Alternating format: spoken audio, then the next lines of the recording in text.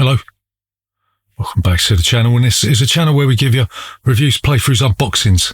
We generally like to talk a lot of bollocks about tabletop gaming in general, and in this video we're going to be talking about a card drafting game. We're going to be talking about villagers. In this game you'll be drafting cards from a central display, you'll be playing them into your tableau, you'll be trying to chain combos together that will allow you to win the game. So in this video we're going to be giving you a very brief overview of the rules. We'll be telling you what we do like, we don't like. Then we'll come back and we'll tell you whether or not villagers is worth your time and bother today and in the future. So remember, if you're new here, please consider subscribing to this channel. Leave a comment in that section down below. See ya after this. Bollocks. So, villagers, how'd you play this game? So Villagers is a card drafting game, right? First thing you're going to do, you're going to find a starting row of villagers and you'll put them in the centre of the table in what's called the road. You've got some generic cards that are always going to be available. You've got haymakers, you've got miners, and you've got lumberjacks, and you'll stick them to the side of the board. Everyone will get 8 gold, and each player will also get a village square tile that they stick in front of their noodle. You'll shuffle the rest of the cards and you'll form 6 stacks of cards, each with twice as many cards as there are players, right? You'll add the first market card to the second stack, and you'll add the second market card to the 6th stack. And then you'll deal each player 5 cards, and that will be their hand. So this game is relatively simple on the face of it. You've got 2 phases. You've got the draft phase, and then you've got the build phase. In the draft phase, each player will draft 2 cards from the road, plus extra cards depending on how many food symbols there are on the cards in their village, right? You'll simply take the chosen card from the road and you put it on your village tile, right? So if you want to get one of the basic villagers, then you'll have to take a card from your hand and you'll have to stick it on top of another stack on the road, and then you'll take the basic villager, right? So the next phase is the build phase. This is where you'll be taking your villagers and you'll be sticking them in your village.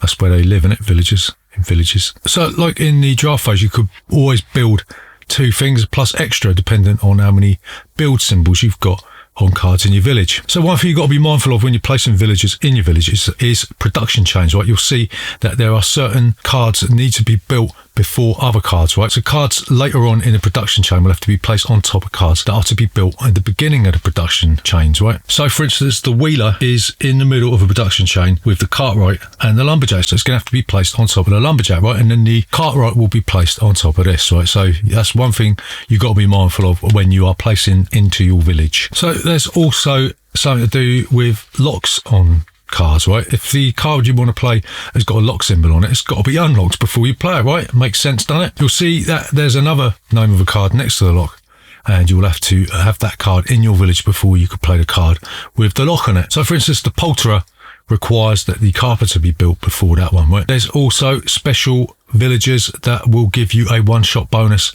when you place them. These are the red cards, right? These offer some pretty tasty special abilities, yeah? And you'll keep doing this until the 2nd and the 6th stacks are depleted, and then you'll have a market phase, which is essentially a scoring phase. So you'll get as much gold as is listed on the cards in your village, plus any gold that is on top of them, right? You'll just hoover it up and stick it in your bank. So in the second market phase, you'll get the amount of silver symbols, plus the special rules on how you can get more money into your bank, right? So for instance, the grocer will give you 3 gold for each food symbol that's in your village, right? So you'll keep doing this until all the stacks are depleted, and then the player with the most gold will be the winner of villagers. So what do we like about villagers?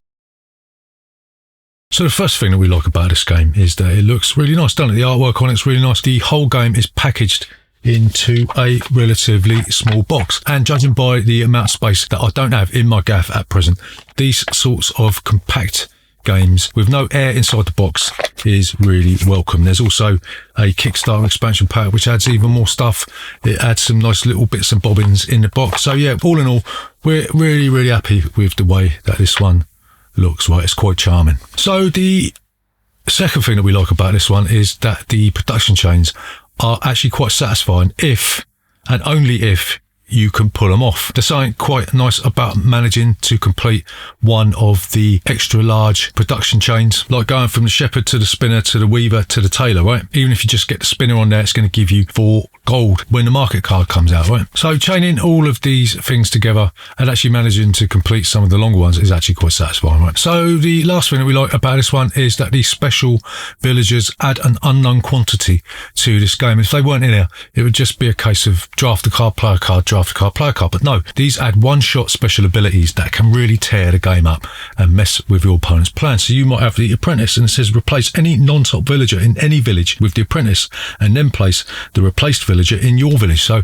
this is a real sneaky way to kidnap those villagers that you wanted in the first place, but your opponent nicked, right? Or you might have the smuggler, and it says earn half the printed gold value of a villager in your village, rounding up. And this is a good way to get some extra victory points when there's not really much else on offer in the road, right? So these special villager cards really do sort of make the game for us, and if they weren't in here, I probably would have been bored shitless. So what don't we like about villagers?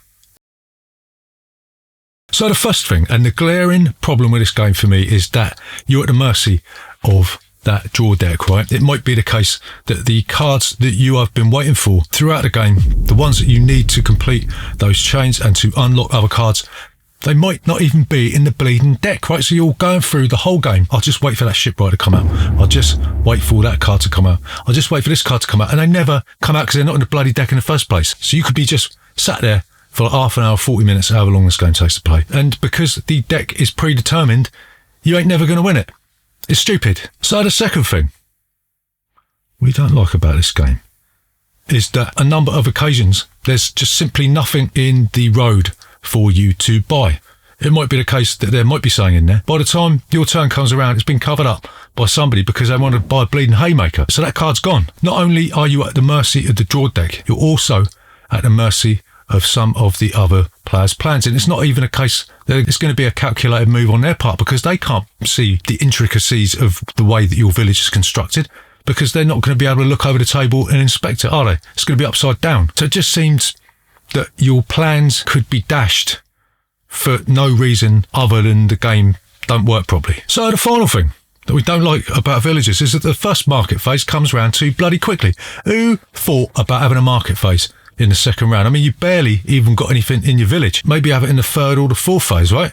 But having it in the second phase, it basically renders it meaningless, because you're not really going to be able to fashion anything out of the first two rounds, right? So that's just a waste of time. So to summarise, is villagers worth your time and bother today and in the future?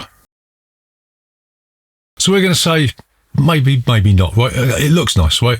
That's the main thing. It looks like a very cute, quaint little game that you want to cozy up to, and it looks really friendly and nice, right? But the fact is, it's only okay if the cards that you need actually come out of the deck, because if they don't, you ain't going to win. You ain't going to be able to do anything. I found that to be one of the most frustrating experiences I've had with a game for quite a long time. Sat there waiting for these cards to come out and then finding that they're not even in the bloody deck. Like I said, it looks nice. It's a really well produced game, but at the end of the day, I've got no real desire to play this one any more than I already have. So I'll probably go down my local charity shop and I'll give it away so that somebody who likes these sort of games can play it to their heart's content. So there you go, that's Villagers.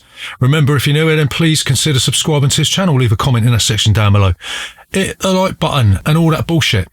And we'll see you next time.